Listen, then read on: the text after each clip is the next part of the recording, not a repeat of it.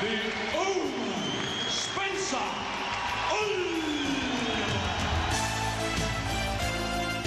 It's that time. Spencer Oliver joins us in the news studio on the 17th floor of the news building. Right on time to involve himself in another hour of boxing chat. And Spencer, it was nice of Simon to stroll in at your back, incidentally. I didn't know if he was going to join us at all. He's mingling with some of the newsreaders and giving them career advice, no doubt.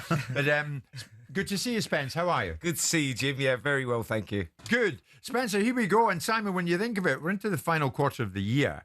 There have been so many stories, so many headline stories in the world of boxing. I wonder what ones have hit the heights for you as boxing fans. I wonder what ones have done it for Spencer and for Simon. What have been your favourite boxing stories? What maybe have been your biggest boxing disappointments? If you want, text me at 81089 and I'll throw in a few from you. But Spencer, on your favourite stories coming out of 2025 so far in the world of boxing, what's up there? I think the Ben Eubank fight week was one for us because of the controversy surrounding that and whether the fight was going to live up to expectations, and it did. Tottenham Hotspur Stadium was absolutely bouncing. Unfortunately, Simon missed that one. Yeah, that was fantastic. I was there. Yeah, that was so good. And obviously Daniel Dubois, Oleksandr Usyk, the undisputed world heavyweight title taking place in this country, Wembley Stadium. That was a fantastic week as well. I've had so many actually. And actually another one, which is a little bit off field, if you like, is when we went to Ghana, Africa coming back into boxing, and the atmosphere out there was absolutely insane. And just remember, I told you when it started, it was absolutely pelting down with rain. There was no cover on the ring. This guy Abdullah gets knocked down and knocked out and wakes up again with the amount of water that was in the ring. The water just splashed up. It was like a movie, man. It was insane, but it was good to see Africa getting back into boxing after so many years. And I think the plans for boxing to come back there as well. Good. It is a wonderful country, Ghana. Accra in Ghana. What about you, Simon, just before we move on? Is there one boxing story that did it for you this year so far? Well, I mean, one fight that I particularly enjoyed was Callum Smith versus Josh Boetzy. I thought that was a fabulous fight. I think there was everything in it. As you know, I'm very fond of the Smith brothers, and I like Callum very much, and I was very pleased with his performance. I like Josh Boetzy, and I thought it was a great fight, coming of age fight to some extent for Josh because he needs to up his game if he's going to go and fight at world level. But I thought it was a great fight. But I think the whole boxing scene, whatever you think about certain personalities and whatever you do or don't like, the one thing you can't deny is a vibrancy and an energy and a content delivery, a regular content delivery mechanism now for high quality boxing. The British events are selling out. You're getting. I went down to Ipswich the other day to watch Fabio Wardley fight at his hometown against Justice Hooney, which was a great fight in some respects, but the atmosphere around the stadium, it was fabulous. You watch Dave Allen. I'm a great admirer of Dave Allen. I love the backstory to Dave and how he's coming out of his shell a little bit now in terms of his personality showing even more. Yeah. And the rebuild of Dave Allen. There's a whole after stories. Yeah. Ben Whittaker and the challenges that he had with Liam Cameron and the challenges around that and all the scandal that went about whether he quit or whether he didn't quit. There's a whole raft of things that you can look at. I think it's fair to say that, boxing has had a facelift and has become mainstream. I think it has captured the imagination of not just boxing fans, but people outside of boxing fans as well. It's become an event in many ways. I think that's the plus for boxing, definitely. Well, it's re-energised itself. I mean, we must remember that back in the day, when you had Michael Watson and Nigel Benn and Chris Eubank, these huge fights on British rings weren't something that we weren't used to. But boxing, when it disappeared off terrestrial television and became less of a focus upon sport, it became a tad niche. And that's not decrying anything that Frank or Eddie may have done. It's just a reality. Now with the supernova that was the Saudis coming in, everything, and then you've got the personalities like Anthony Joshua and Tyson Fury that have raised the level and everything. So it's a great time for boxing. Well, it begs the question, Simon, is the best still yet to come in this calendar year? We know November the 15th, Eubank Jr. Ben will do it again. Will you go to that one this time? I don't think so, no. No, you're not going to shift from your position? Why does that not surprise me? But before that, in fact, next month on the 13th of September, Sal Canelo Alvarez against Terence Crawford for the undisputed super middleweight world championship. It's going to be on Netflix. This will wet your whistle for it.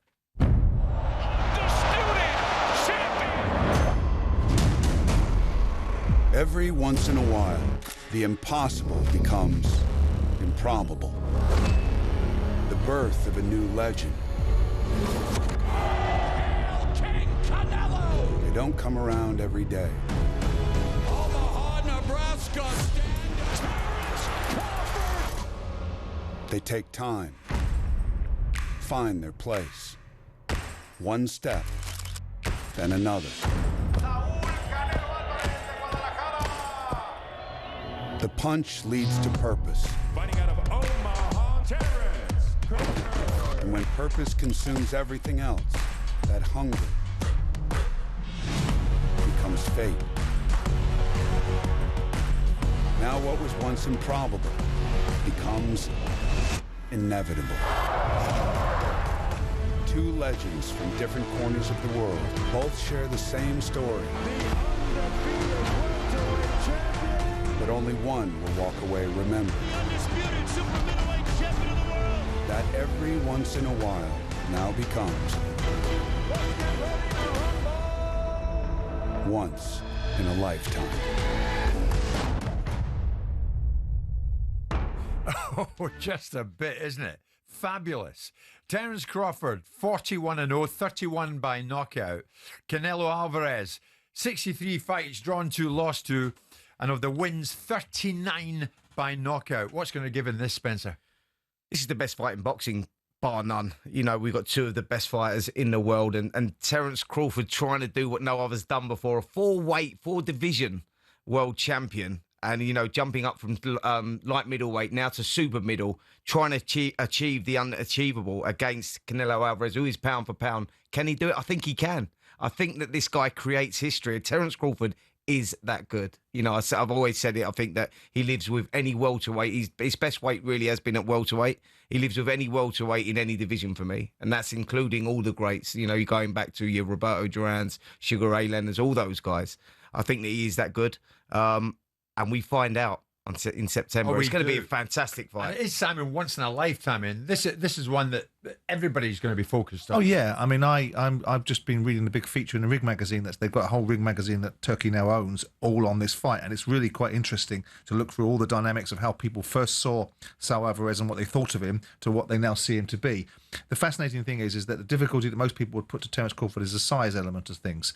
But I think if he's going to fight Saul Alvarez, it's the right time to fight him now, because we're seeing elements of decline in Alvarez. Okay, the dance partners who's been forced to fight against William Skell didn't come to fight, did they? No. But Crawford, it'll be interesting to see how their styles gel and how the fight proceeds. But having watched Crawford like you have done, from the moment he landed on these shores to deal with Ricky Burns all those years ago, to the manner in which he dismantled Errol Spence and stepping up the weight classes, I'm in Spencer's camp. We're both in the same position, aligned, foolishly together perhaps, in the belief that Crawford will beat Alvarez. And I'd like to see him beat Alvarez, quite frankly. I mean, a joint 70 knockouts in their careers. They're incredible. Is this going to go the distance? Insanely, I think it will. I think because they're both technically that good and they're both very durable. That's how they become the superstars of the sport of today. You know, they both can take a shot. They both mix it up. They'll both sit in the pocket. You're going to have excitement for sure because they will both go for it. They're both spiteful, very heavy-handed. But I think they both hear the final bell. I really do. But I just think that Crawford's extra boxing IQ and the fact that he's moved up them weight divisions, who Canelo moved up from welterweight as well. He's gone through the weights as well. So when you look at them sizing up now, Crawford actually looks bigger than him right now. But Canelo's developed as a super middleweight. He's accustomed to being super middleweight now, whereas Crawford isn't. But I think that extra movement will be enough for Crawford. And I think he will be able to sit in the pocket when he has to against Alvarez. But be sure, this one will be a barnstormer for sure. I think it will. You going with Spencer? Crawford? We've discussed it on a number of occasions. I went straight away with Crawford, and so did Spence. I mean, other people that we've spoken to, I think Paul Smith and other people that sit on the show with us think it will be Canelo Alvarez because of size. We've seen Canelo Alvarez take that journey up to light heavy and find himself coming up against Dimitri Bivol and not being able to do what he does at super middleweight.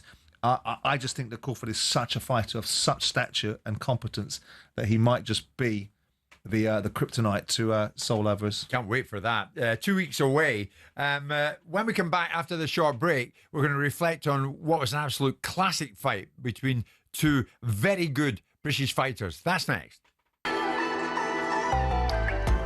Thursday lunchtime. Jim Whyte, Simon Jordan. We're talking boxing with Spencer Oliver. And of course, many fight fans getting in touch, 81089, with the fights that really have done it for you in this year so far. Of course, we're going into the last quarter of the year. There's Terry saying he agrees with Spence. The Chris Eubank Jr. Ben fight at the Tottenham Hotspur Stadium was the highlight of the year so far for him. I tend to agree with him on that. Having said that, there was an absolute barn burner of a fight last Saturday night in the Northwest, in Altrincham to be precise, between two cracking British fighters. It was for the British Super Lightweight title, Jack Rafferty up against Mark Chamberlain. And this was some battle between these two. It ended in a majority draw, and many who were there say this was the one that was fight of the year. One of the judges scored in favour of Chamberlain by a round, but the other two had it 114-114. Both fighters were battered and bruised, but both left the ring and left the event undefeated. I'm delighted to say Jack Rafferty has recovered sufficiently to join us live this lunchtime. Jack, good afternoon. How are you feeling a few days on? Good afternoon. Yeah, I've got over it in a week. I just want to do it again. I want to put the so-called wrongs right, and I think I'll get a chance to do that, in December. But rest, recover, taking over in the gym, waiting for a phone call off Frank whenever that'll be, and like I said, get the rematch on the go. Yeah, Jack, that was an absolute barn burner, mate, and a really tough fight to score. The action was swinging one way, then the other. You both left it all in the ring. I salute you both for that. But you want to go straight back into the immediate rematch and do it again, yeah? Oh, there's no other fight I want apart from that. I want to, like I said, I thought I won. Listen, he thought he won. I thought I won. Let's do it again. Let's do it all again. And one guy I'm raised. I mean, when you look at it, Jack, you guys went in there with mutual respect. You've come out. Neither of you won it, but neither of you lost it. Does that respect carry on into the next fight, as and when that happens, that you have for Mark Chamberlain? Yeah, there's immediate respect after the fight. Listen, we've trained hard for each other. We've grafted hard for 12 weeks.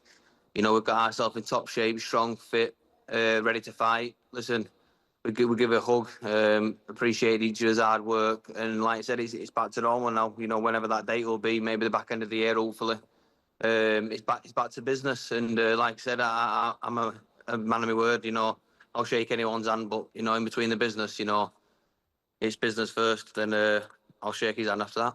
Yeah, Jack, you've done it the hard way, really, haven't you? You're 26-0 before going into this contest, now with the one draw on your record as well. But you've sort of like been that guy that would fight anyone, anytime, anywhere. And this was really the breakthrough fight for you, wasn't it? Winning this fight here, if you would have won this fight, you kick on then European world honours, etc., etc. Is this much of a setback for you, or is it just something you need to go over? Yeah, it's a setback for me, really. Like I said, I'm a winner. I wanted to win. I thought I won, but I'm a fighter. I'm not a judge. So, like I said, that's the fight. What I want next, I want to put that draw into a win, and come home, as a champion still, after beating Mark Chamberlain. But why does that matter? I mean, Jack, you've retained your belts. You're in a very competitive division where commercial opportunities will be presented to yourself. You've been in a great fight. Why does it matter so much to you? Is that the right commercial decision, or is it about you feeling that this is an injustice, or you feeling that you need to really reinforce your position? Because by retaining the belts, there's other people in your division that potentially you could start to look at, which is Adam Azim and Dalton Smith, and start to really earn some proper dough. Why is this rehashing of the same fight so important to you? I think not using Mark, but the Mark fight last, it put out another feather in our hat for this. People want to tune. If this fight gets announced, people will want to tune in for that. I think the money will be better next time out, and winning that, it can go on to bigger, better things. Like I said, if Frank brings for a different fight, like I said, if Frank says jump, I'll say all right, I'll take any fight. But I think that's the fight for me next, Mark Chamberlain, number 2. I think at your stage in your career, Jack, am I right? You're about 29. years of age. And as Spencer said earlier, you're 26-0. That record, you're a proud guy. That record is very important to you, the old part, and you want to keep that. Yeah, definitely. I want to keep that record, and I think a win against Mark next time out would, I can produce and show a better side of me in that ring next time out. And like I said, if it is Mark next, which I want, if not, it's like I said, it could be one of the bigger names, and I'll take that as well. It's always good to have other dance partners in the division, especially British fighters as well. And you've got those in Adam Azim, Dalton Smith, and you look at those Jack Catterall, whether he comes back down again, he says that that's a possibility as well. But then they're the bigger names you want, aren't they? How far off do you see yourself from them? Or is that a fight, if that was potentially put to you, you would take one of those names? I think I'm there now. I think I'm there now. Take them fights. If that's next, I'll take that 100%. Like your big names, like you said, these are the ones that are paying mortgages off. Not like a minute to pay mortgages off, but I've got no pension, so like I said, these will help. These fights will help me in later time in life. So, like I said, I want the biggest fights. So I want these tests. This is what I'm in it for. To see what I'm about. Test myself. It's all right having a padded record, but I want to see what Jet Rath's made of against these top lads. It's sink or swim, and I think I'll be swimming. Did Mark Chamberlain surprise you, Jack? I mean, obviously he came in off the back of the much noise about being Turkey Al-Sheikh's favourite fighter. Obviously he lost to Josh Padley, and Josh Padley took the opportunity to fight Shakur Stevenson. Did Mark Chamberlain surprise you in that fight?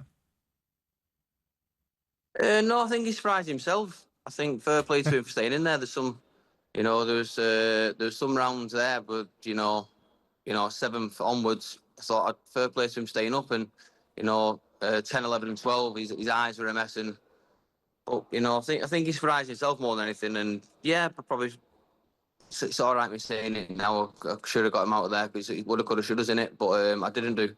So next time I will have to do and not leave it into the judge's hands. So you're looking at next time then, Jack. We'll see what happens when that time comes around. Just before you leave us, mate, you probably heard just before we came to you, we were talking about this extraordinary fight that's on the horizon between Canelo and Crawford, and it's coming sooner than later, the 13th of September. Where'd you go with that one? Can you is it possible to pick a winner? I think there is, yeah. I think it's Crawford. I just think he's special. I just think he absolutely rises to every occasion and more. He's seen it with Spence last time out, what a masterclass. And I think, people saying he's small, but we've seen the size of him now. So I think my money will be going on Crawford. Okay, Jack, listen, thanks for joining us. A few days after that barn burner of a fight, as we said, up in the Northwest, when Jack drew the fight in the end with Mark Chamberlain, and they want to do it again, as boxers do. Just ask Spencer. It's 12:30. It is Thursday lunchtime. It's Jim Whyte, Simon Jordan, and it is Spencer Oliver, and we are talking boxing. Of course we are, this hour and every 12 to 1 hour on a Thursday, live on talkSPORT, coming to you live, of course, on YouTube and your smart TV as well. And you can witness what we do in this super duper news studio on the 17th floor of the news building, although we can't see out the window anymore. We used to look out, Spencer, at the Thames and the boats, and Simon and I used to enjoy that. It was quite therapeutic, but no longer. We used to put Jim by the window because he likes it by the window. I did. They've covered it up, on. And we've got a huge telly there with talkSPORT written on it. Anyway, not to worry about that. Here's an interesting story as we press on this Thursday lunchtime. And a headline that many didn't expect to see this week was the impending return of former IBF super middleweight champion James DeGale. Maybe not, Spencer, in the format that many would have expected, because it has been announced that DeGale will return to combat sports against the Australian Matt Floyd in the bare knuckle fighting championship in Manchester at the end of this month. He's 39, DeGale. He retired from boxing in 2019 after a unanimous decision defeat by Eubank Jr. And at that time, he claimed, and many of you might remember it, he said quite openly, "I am not the fighter I once was." And now this, Spencer, what's he thinking? Well, I think it was pretty evident, actually, when we go back to 2019 O2 Arena. We saw James DeGale there losing to Chris Eubank Jr., and he was a shell of his former self. It was you could clearly see the fight had left him, totally gone. And I thought that was the last we would see of James DeGale. And he's coming back 6 years later to go into this bare knuckle boxing. I'm not a big fan of it, if I'm totally honest, because I don't know what he's going to actually bring to the table.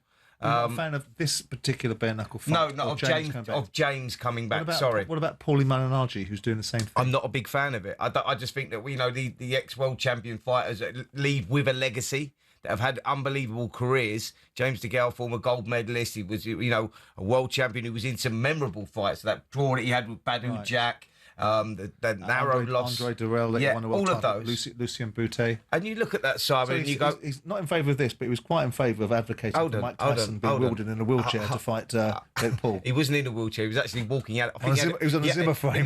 No, he didn't. He wasn't a Zimmer frame. He had a walking stick. He was on leg irons. He had a stick. He had a stick. No, what I'm saying is I like James. I respect him as a fighter, and I think that in 2019 we clearly see... It was sad to see when he boxed Chris Eubank Jr. because of how good a fighter he was, and you could see that. Do I want to see him coming back bare knuckle boxing? He's a fighting man, and isn't the convention? I'm a fighting man, but doesn't mean I'm going to. I know, but yours is different. Yours was through injury, right? This is a different circumstance. His is because the fight has left him, as you quite rightly say. But aren't they making a big song and dance now about? And we've had these guys in from BKB, isn't it, right? About the idea behind bare knuckle boxing and how the ring is shaped differently, and how also that the damage that's done is quicker and less impactful. Yes. Won't that allow? Because Paulie Malignaggi, had a very busy career. Won't it allow those guys to rebuild something in a new sport that's got a different sort of energy around it? No. It's not the same as being punched for 12 rounds. No, it won't, because I think that historically ex-boxers that go into it when the fight has just left them never do well in the bare knuckle boxing. None of them ever do well. And I just think I think it's his own individual I think you're making sport. that as you go along. How many former fighters have gone into bare knuckle fighting? They have had former fighters go back into bare knuckle boxing. James L. Corbett or someone like that, or Jack Sullivan from the 1920s. No. It will come to me. Give me a minute. Who? Terry Corbett and Sooty. What are you going on about? Corbett? Yeah, He was a heavyweight champion as well, wasn't he? He's just trying to be funny. You told me he was in a good mood today, and he's clearly not. The fact of the matter is it's money, isn't it? Yeah, it's it an is. opportunity to earn a few quid late on. James DeGale's now 39. Do you begrudge that then? Matt Floyd, his opponent, the showing is 36. He's got an interesting backstory that we'll get to. But the fact is, Simon, they both want to do it. That's right. And they both want to earn. So who's to say? And it gets an audience, Spencer. Absolutely. This gets an audience. James DeGale is the one that's going to get the audience. Can you Matt guess it Floyd, back? I think. I mean, can you guess it back? Some would say that the fight left George Foreman.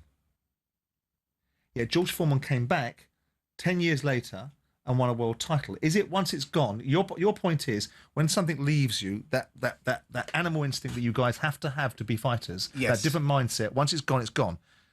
But it has been proven in cases before. You've used George Foreman as an example there. He lost to Muhammad Ali and punched himself out there. It wasn't a fight that had left him. He fought Ron Lyle and other people after all that. Yeah, he fought a load of fights and he became a sideshow. The three of us could talk about why these guys are motivated to doing this. James DeGale is going to do this bare knuckle fight against the Australian Matt Floyd. DeGale's 39, Matt Floyd's 36. I can tell you that Matt Floyd, who's been listening to the show, joins us live now from Australia, down under.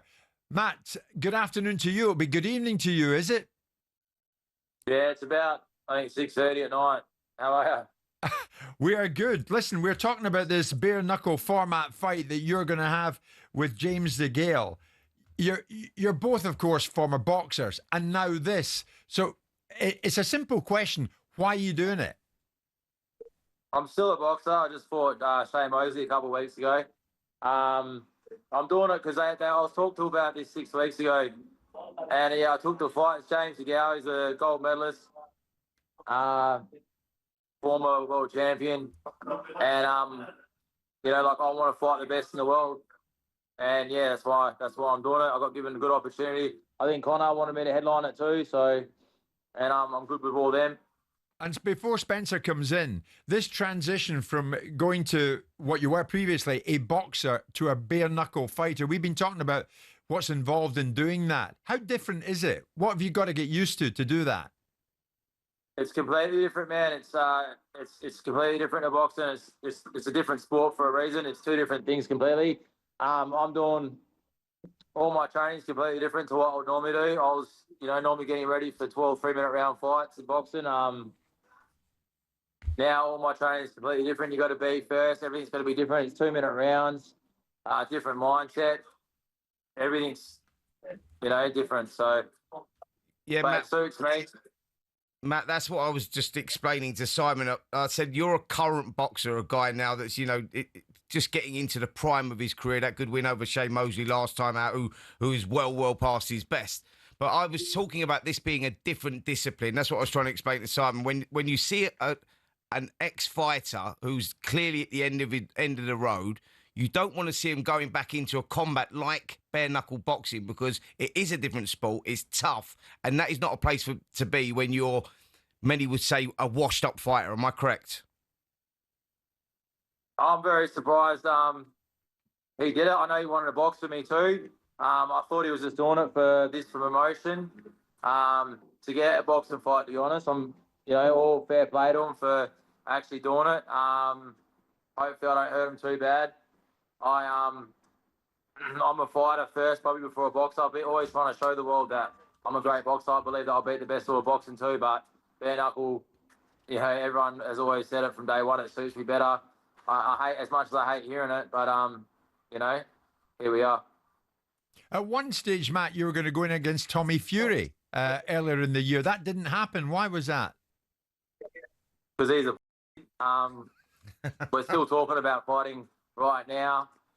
He had me on his little show. I didn't even watch the show, but someone sent me a clip.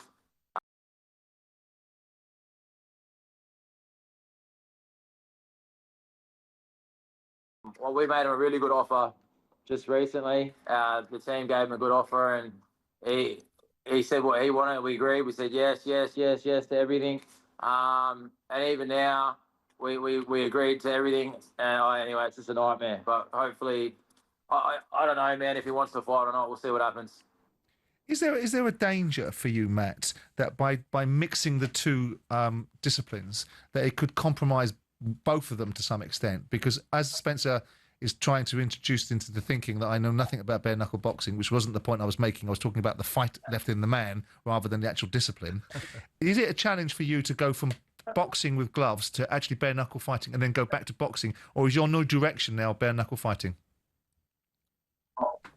I think when you're a fighter, it's instinct, isn't it? I don't know, man. I'm not going to compare boxing to, like the way I've grown up and been in heaps of street fights or bare knuckle fights. That's what you're going to call them, because it's two completely different things growing up. Like when you're fighting on the street, it's not the same because this is two of the highest level people going at. I think to me, it's all instinct. Like when I'm boxing, my team's always the main thing they're trying to do is get the fight out of me. They think I'm a great boxer. I know I'm a great boxer, but I always, I know Spence was at my last fight. The fight is in me always at the start of the fight, and it's always, you can see it in between the fight. And the fight in me actually affects my boxing, because I could, create a bit of space and hurt him with a left hook, say, for example, things like that.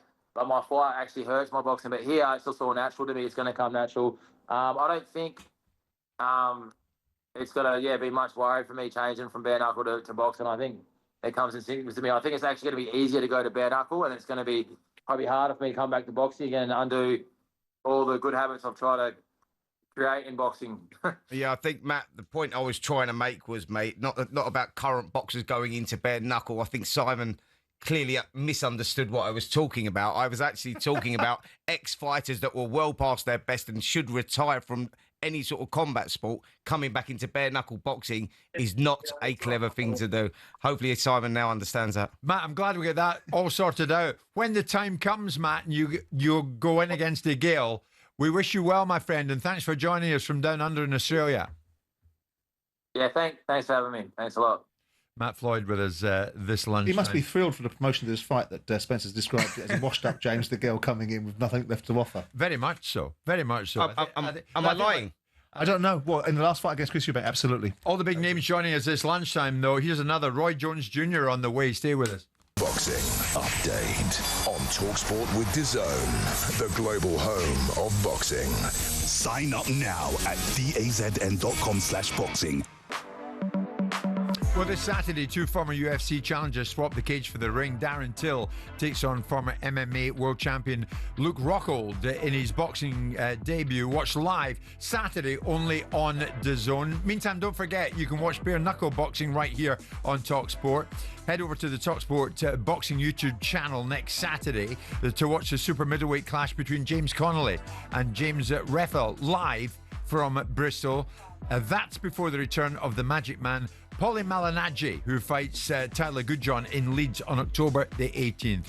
That's live bare knuckle boxing on the talkSPORT boxing YouTube channel. It's all coming your way. So is one of the greats of the fight game.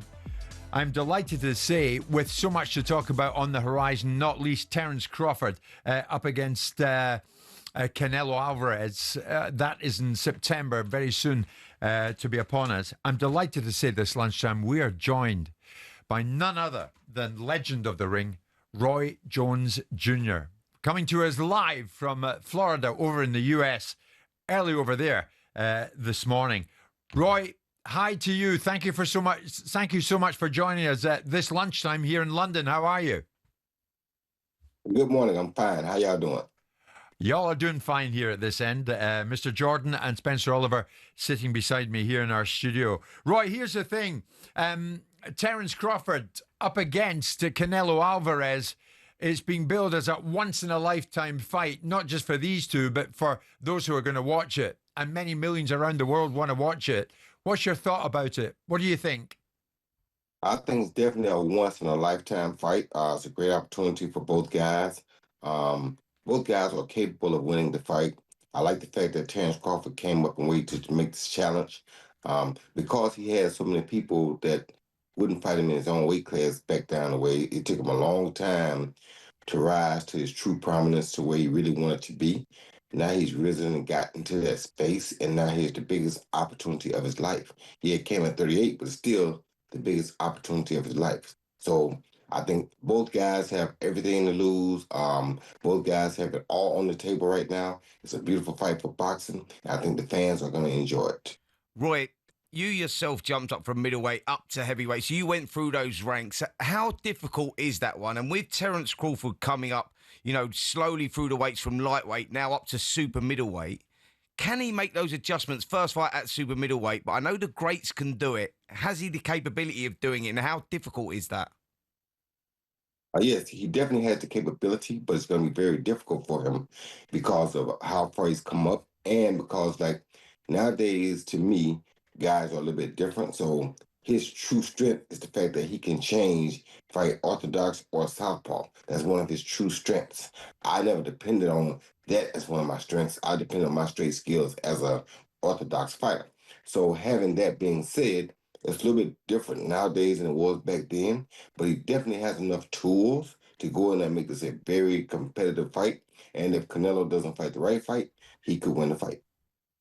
Of course, Roy, quite recently in Riyadh, Saudi Arabia, we watched Moses Itauma, a young kid with so much potential going in against Dillian Whyte. Of course, Dillian, vastly experienced fighter, and Itauma demolished Whyte in the first round. What's your take on what you've seen already of young Moses? I like Moses a lot. Moses reminds me of a young Mike Tyson. And what I say that is in the fact that, or in the state that, if you put a guy in front of him that he can hit, he gonna get him out of there. And Dillian Whyte was a guy that he could hit, he got him out of there. So that's the same thing Mike did on his way up. I like that coming from Moses because it gets us excited because we might have another guy that can be almost what Mike Tyson was. That's a beautiful thought right there. He may get better. He may not get there. We don't know. But the fact that we see the potential is exciting to me. Roy, the heavyweight division was always dominated by the Americans, and we haven't had that in recent times. Deontay Wilder, he had his little spell there. But in recent times, we've not seen the same amount of talent coming out of America. Why is that? And have we got any exceptional young talents coming through at the moment? To be honest with you, to be perfectly honest with you, the problem is that most of the old trainers have passed on. Therefore, guys are not being taught how to box from the ground level up anymore, and it's very difficult. So as a heavyweight, used to be the guys that would be big enough to fit the bill. They had a trainer that could teach them enough to get them to where they need to get to. I thought Jared Anderson was on his way, but somehow he just got caught up in it, and I think that was a separation or a disconnect somewhere with him and his trainer. So I don't know what really happened, but that's the only reason we're not seeing it anymore. Now, if you think about who's dominating, you look at Usyk, right? But you got to remember, Usyk coming from the same school I'm telling you about. He was a guy who's been brought up the right way through the ranks as far as his training and learning. He fought all the amateur tournaments. He won a lot of the amateur tournaments. He dominated at the amateur level. Then he turned over and dominated at the cruiserweight. Now he's dominating as a heavyweight. Why? Because he has that skill level from the ground up. Well, can I ask you about the direction of travel for Chris Eubank? Obviously, you trained him. You will have watched him with a degree of interest. You'd have watched the fight against Conor Benn.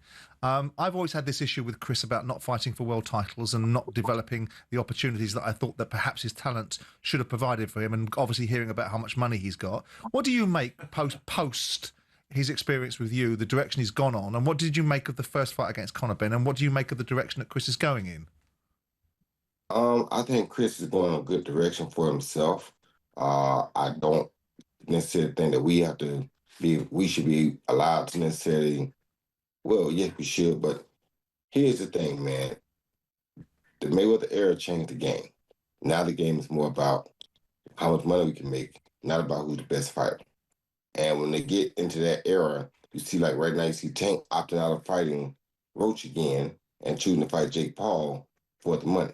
So these guys nowadays, they don't fight for the fight for who's the best no more. They really kind of go out and make their money. And you can't get mad at them about that because that's kind of what Floyd did. He made more money than anybody. So everybody out there not saying, hey, why get beat up like the old guys did and don't make money for it? Let's go out and make this money. So they're not really concerned about who's the best fighter anymore. They're more concerned about now, what's the best situation for me in the long run. Did you think he had a world title in him, Roy? Did you think when you trained Chris Eubank, he had a world title in him? Yes, without a question. He definitely had it in him. And if I was training him right now, he still have a world title in him because he knows a lot and he picks up on stuff really, really quick, quicker than anybody I've trained before. So he definitely had a world title in him. Yes. Roy, we get the rematch November the 15th. The first one was, an absolute barn burner in many ways. Chris's struggles with the weight, Conor Benn jumping up the weights. The weight is still the same, the rehydration clause, etc., all the same. Does that affect any one fighter, mainly Chris Eubank Jr., because of the struggles at 160 now? And how do you see that fight going?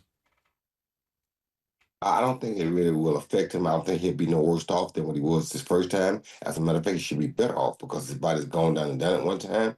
So maybe he'll be better off this time than he was last time. I think we'll get another barn burner. I think, I know we're going to get another barn burner because both guys are going to make adjustments to what they did last time.